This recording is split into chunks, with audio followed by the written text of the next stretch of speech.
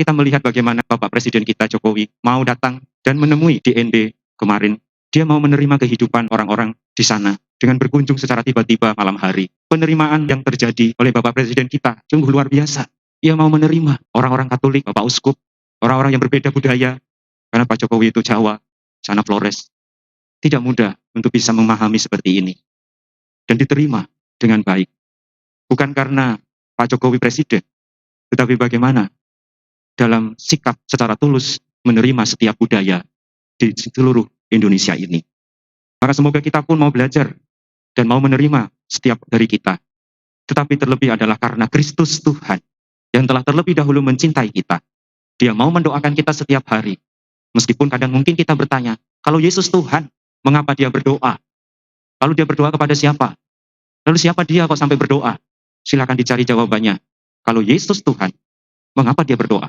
Penggerak para rasul lepaskan lidah yang keluh, supaya kami wartakan karya keselamatan Tuhan. Amin. Datanglah Roh Kudus, penuhilah hati umat-Mu dan nyalakanlah di dalamnya api cinta-Mu. Utuslah Roh-Mu, maka semuanya akan dijadikan lagi. Akan membaharui muka bumi. Marilah berdoa. Ya Allah, Engkau telah mengajar hati umat-Mu dengan penerangan Roh Kudus. Berilah kami dengan pengantaran Roh Kudus kebijaksanaan yang sejati serta kurnia selalu merasa gembira atas penghiburannya. Demi Kristus Tuhan dan pengantara kami. Amin. Dalam nama Bapa dan Putra dan Roh Kudus. Rahmat Tuhan kita Yesus Kristus, cinta kasih Allah dan persekutuan Roh Kudus bersamamu. Mari kita siapkan perayaan Ekaristi kita. Dengan terlebih dahulu mohon ampun atas dosa dan kesalahan kita. Yesus kembali melanjutkan doanya untuk kita. Dia berdoa dan kita ulangi kata-kata doa yang disampaikan Yesus kepada kita. Hari Minggu yang lalu, hari Rabu kemarin, dan hari ini kita kembali mendengar doa yang disampaikan Yesus.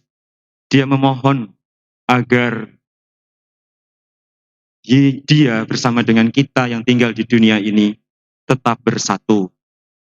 Kesatuan itu menjadi sangat penting dan rupanya harus dimulai dengan saling mengasihi. Dimulai dari Allah yang mengasihi kita, kemudian kita menanggapi kasih Allah. Allah lebih besar dalam mengasihi. Ia menganugerahkan kepada kita putranya, Yesus, yang menunjukkan atau menampakkan wajah kerahiman Allah Bapa kepada kita manusia. Oleh karena itu, bagaimana dengan kita?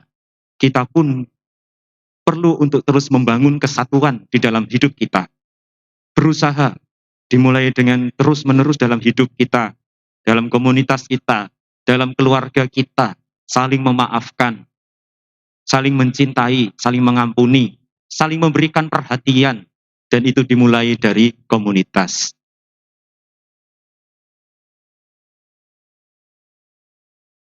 Sebagai contoh kecil, hal yang perlu untuk kita perbaiki bersama adalah memberikan perhatian. Apabila ada yang mendapatkan tugas, memberikan pertolongan meskipun itu bukan tugas saya. Sebagai contoh, tugas seorang imam adalah pergi untuk mewartakan, melayani umat di stasi-stasi. Maka akhirnya mendapatkan pertolongan dan bantuan juga dari frater dan suster. Dan sebenarnya itu tugas dari Bapak Uskup untuk mengunjungi semua umat. Tetapi juga dibantu oleh para imam di paroki-paroki. Paroki-paroki para imam dibantu oleh para biarawan-biarawati. terlebih oleh Dewan Paroki, dan juga para ketua lingkungan, dan siapapun yang ingin membantu. Meskipun itu sebenarnya tugas para imam, meskipun itu sebenarnya akhirnya tugas Bapak Uskup, karena yang memiliki umat adalah Bapak Uskup.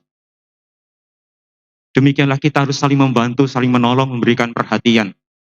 Lebih lagi adalah tugas dari keluarga untuk mendidik anak-anaknya, bukan tugas sekolah. Kadang orang tua memberikan begitu saja, bahwa anaknya sekolah, lalu dibiarkan, terserah sekolah mau apakan anak saya. Sama seperti orang tua dari anak-anak asrama ini, terserah Romo mau diapakan anak saya. Kalau nakal pukul saja, tapi Romo Agus gak mau memukul. Senakal apapun, paling hanya dicubit. Karena pendidikannya berbeda. Apalagi saya gak pernah ngapa-ngapain. Saya hanya komen saja meskipun tidak didengar. Karena memang biasa tidak didengar oleh anak-anak asrama. Kemarin saya bilang, itu temanmu sedang bekerja, kamu kok makan jambu? Tetap aja lanjut makan jambu. Maksud saya supaya berhenti makan jambunya, lanjutkan bekerja.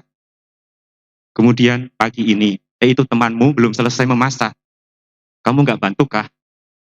Ternyata juga tidak dibantu. Akhirnya dua temannya sekarang tidak ikut misa. Karena menjawab, saya masak. Saling membantu dan menolong menjadi satu kesatuan.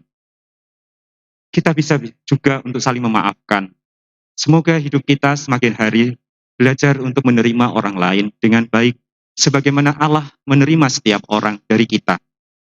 Tidak dia pandang apakah agamanya apa, keyakinannya apa, budayanya seperti apa.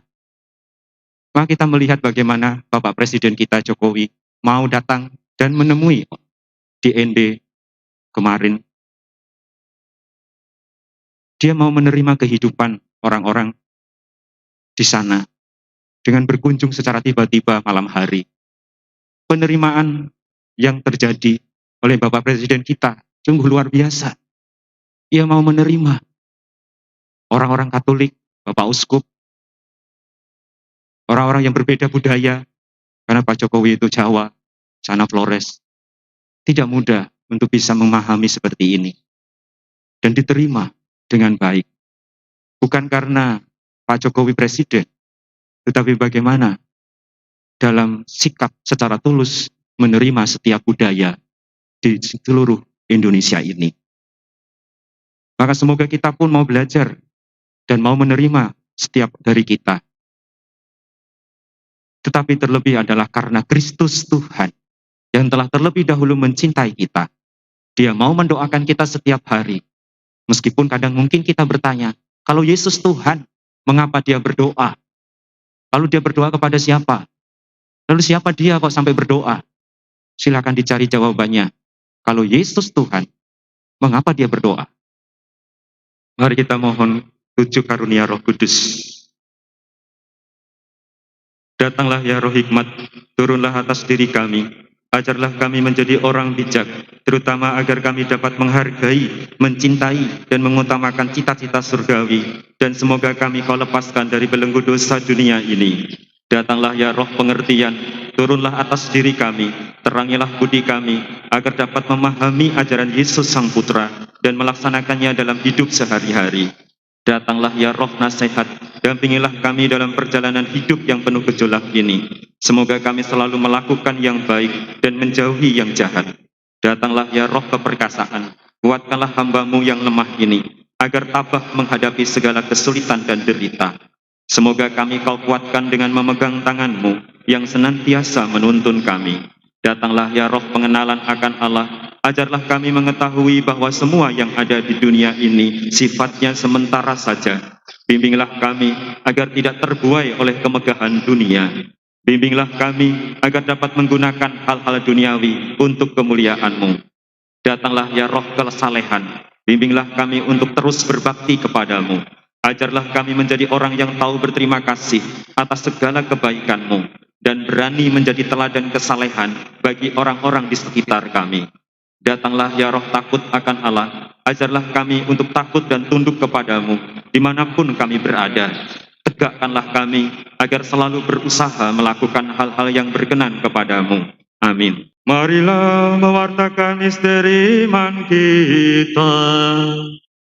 Tiap kali kami makan roti ini dan minum dari piala ini, wafat-Mu Tuhan kami wartakan hingga Engkau datang. Tuhan bersamamu. Dan bersama roh. Dan diberkatilah kita semua oleh Allah yang Maha Kuasa, Bapa dan Putra dan Roh Kudus. Dan Ekaristi kita sudah selesai. Syukur kepada